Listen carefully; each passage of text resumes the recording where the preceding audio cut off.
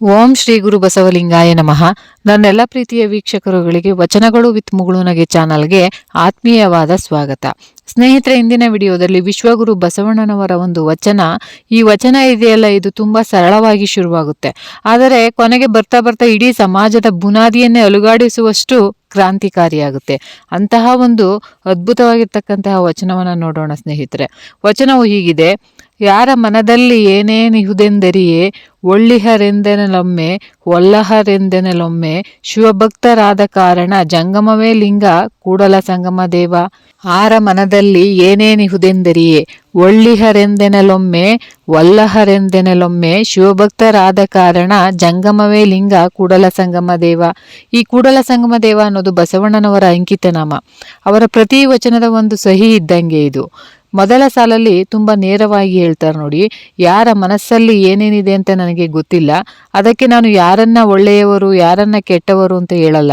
ಇದು ಒಂದು ಕೇವಲ ವೈಯಕ್ತಿಕ ಅಭಿಪ್ರಾಯನ, ಇದರ ಹಿನ್ನೆಲೆ ಏನು, ಮತ್ತೆ ಇದಕ್ಕಿಂತ ಬಹಳ ದೊಡ್ಡದು ಅಂದ್ರೆ 12ನೇ ಶತಮಾನದ ಜಾತಿ ಆಧಾರಿತ ಸಮಾಜದ ಮೇಲೆ, ಆ ಪುರೋಹಿತಶಾಹಿ ವ್ಯವಸ್ಥೆಯ ಮೇಲೆ ಮಾಡಿದ ಒಂದು ನೇರ ಪ್ರಹಾರ ಅಂತಾನೆ ಹೇಳ್ಬಹುದು. ಆ ಕಾಲದಲ್ಲಿ ಒಬ್ಬ ವ್ಯಕ್ತಿ ಹುಟ್ಟಿನಿಂದಲೇ, ಅಂದರೆ ಅವನ ಕುಲದಿಂದಲೇ ಒಳ್ಳೆಯವನು ಕೆಟ್ಟವನು, ಪವಿತ್ರ ಅಪವಿತ್ರ ಎಂದು ಹಣೆಪಟ್ಟಿ ಕಟ್ಟಿ ಬಿಡ್ತಿದ್ರಂತೆ. ಅದಕ್ಕೆ ಬಸವಣ್ಣನವರು ಶಿವಭಕ್ತರಾದ ಕಾರಣ ಅನ್ನೋ ಒಂದೇ ಒಂದು ಅರ್ಹತೆ ಸಾಕು ಅಂತಾರೆ. ಅಂದ್ರೆ ಈ ಒಂದೇ ಕಾರಣಕ್ಕೆ ಎಲ್ಲರನ್ನ ಸಮಾನವಾಗಿ ನೋಡಿ ಆ ಜನ್ಮದ ಆಧಾರದ ಮೇಲೆ ತೀರ್ಪು ಕೊಡದೇನೆ ಅವರು ತಿರಸ್ಕರಿಸ್ತಿದ್ರು. ಆದರೆ ಇದು ಆಚರಣೆಯಲ್ಲಿ ಎಷ್ಟು ಕಷ್ಟ ಆಗಿರ್ಬೋದು ಅಲ್ವಾ? ಇವತ್ತಿನ ಕಾಲದಲ್ಲೇ ತುಂಬಾ ಕಷ್ಟ. ಅಂದ್ರೆ ಒಬ್ಬರ ಹಿನ್ನೆಲೆಯನ್ನ ಪೂರ್ತಿ ಮರೆತು ಬಿಡಿ ಅನ್ನೋದು ಇದು ವ್ಯಕ್ತಿಯ ಜವಾಬ್ದಾರಿಯನ್ನೇ ಕಡಿಮೆ ಮಾಡಲ್ವಾ? ಅಂದ್ರೆ ಕೆಟ್ಟ ನಡವಳಿಕೆ ಇದ್ದರೂ ಭಕ್ತಿ ಇದೆ ಅನ್ನೋ ಕಾರಣಕ್ಕೆ ಅದನ್ನ ಮನ್ನಿಸ್ಬೇಕಾ? ಈ ಬಹಳ ಮುಖ್ಯವಾದ ಒಂದು ಪ್ರಶ್ನೆ ಇದು. ಉತ್ತರ ಇದು ವಚನದ ಕೊನೆ ಸಾಲಲ್ಲೇ ಇದೆ ನೋಡಿ: ಜಂಗಮವೇ ಲಿಂಗ. ಅಂದ್ರೆ ಜಂಗಮವೇ ಲಿಂಗ. ಇಲ್ಲಿ ಜಂಗಮ ಅಂದ್ರೆ ಚಲನಶೀಲ, ಅಂದ್ರೆ ನಡೆದಾಡುವ ಜೀವಂತ ಮನುಷ್ಯ. ಇದರ ನಿಜವಾದ ಶಕ್ತಿ ಗೊತ್ತಾಗೋದು ಇದನ್ನ ಸ್ಥಾವರದ ಜೊತೆ ಹೋಲಿಸಿದಾಗ. ಸ್ಥಾವರ ಅಂದ್ರೆ ಸ್ಥಿರವಾದದ್ದು, ದೇವಸ್ಥಾನದಲ್ಲಿರುವ ಕಲ್ಲಿನ ಲಿಂಗ. ಬಸವಣ್ಣನವರು ಹೇಳ್ತಿರೋದು ಏನ್ ಗೊತ್ತಾ?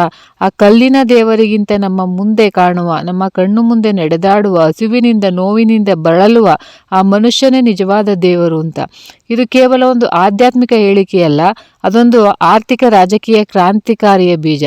ಈಗ ಪೂರ್ತಿ ಅರ್ಥ ಆಗ್ತಿದೆ. ಏನಂದ್ರೆ ಕೇವಲ ಸಾಮಾಜಿಕ ಸಮಾನತೆಯ ಬಗ್ಗೆ ಮಾತ್ರ ಅಲ್ಲ, ಇದು ಒಂದು ರೀತಿ ಆಧ್ಯಾತ್ಮದ ಖಾಸಗೀಕರಣದ ಹಾಗೆ. ದೇವಾಲಯ, ಪುರೋಹಿತ, ಮಧ್ಯವರ್ತಿಗಳನ್ನ ಸಂಪೂರ್ಣವಾಗಿ ಬದಿಗೊತ್ತಿ ಪ್ರತಿಯೊಬ್ಬ ವ್ಯಕ್ತಿಯನ್ನೇ ಒಂದು ನಡೆದಾಡುವ ದೇವಸ್ಥಾನ ಅಂತ ಹೇಳಿದ ಹಾಗೆ. ನಿಖರವಾಗಿ ಅದೇ ಬಸವಾದಿ ಶರಣರ ಕಲ್ಯಾಣ ಚಳುವಳಿಯ ಜೀವಾಳ. ಪ್ರತಿಯೊಬ್ಬ ವ್ಯಕ್ತಿಯಲ್ಲೂ ದೈವತ್ವವನ್ನು ಕಂಡಾಗ ಆ ದೇವಸ್ಥಾನದ ಅಧಿಕಾರ, ಪುರೋಹಿತ ಶಾಹಿಯ ಅನಿವಾರ್ಯತೆ ಎಲ್ಲವೂ ಅಪ್ರಸ್ತುತ ಆಗುತ್ತೆ. ಇದೊಂದು ರೀತಿಯ 12ನೇ ಶತಮಾನದ ಧಾರ್ಮಿಕ ವಿಕೇಂದ್ರೀಕರಣ ಅಂತ ಹೇಳಬಹುದು.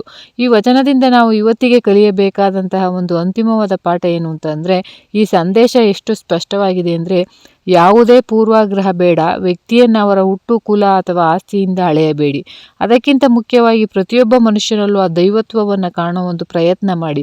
ಏಕೆಂದ್ರೆ ಮನುಷ್ಯರನ್ನ ಗೌರವಿಸುವುದೇ ದೇವರ ಪೂಜೆಯ ಅತ್ಯುನ್ನತ ರೂಪ. ಇದು ಬರೀ ನೈತಿಕ ಪಾಠ ಅಲ್ಲ, ಇದು ಸ್ಥಾಪಿತ ಅಧಿಕಾರಿ ಕೇಂದ್ರಗಳನ್ನು ಪ್ರಶ್ನಿಸುವ ಒಂದು ರಾಜಕೀಯ ನಿಲುವು ಕೂಡ.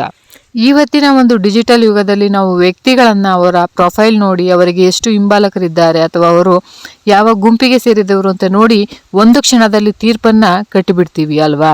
ಅಂತಹ ಈ ಸಂದರ್ಭದಲ್ಲಿ ಬಸವಣ್ಣನವರು ಹೇಳಿದ ಹಾಗೆ ಈ ಎಲ್ಲ ಬಾಹ್ಯ ಗುರುತುಗಳನ್ನು ಮೀರಿ ಪ್ರತಿಯೊಬ್ಬರಲ್ಲೂ ಆ ಜಂಗಮ ಲಿಂಗವನ್ನ ನೋಡಲು ನಮಗೆ ನಿಜವಾಗಿಯೂ ಸಾಧ್ಯನಾ? ಇದು ನಾವು ಯೋಚಿಸಬೇಕಾದಂತಹ ವಿಷಯ.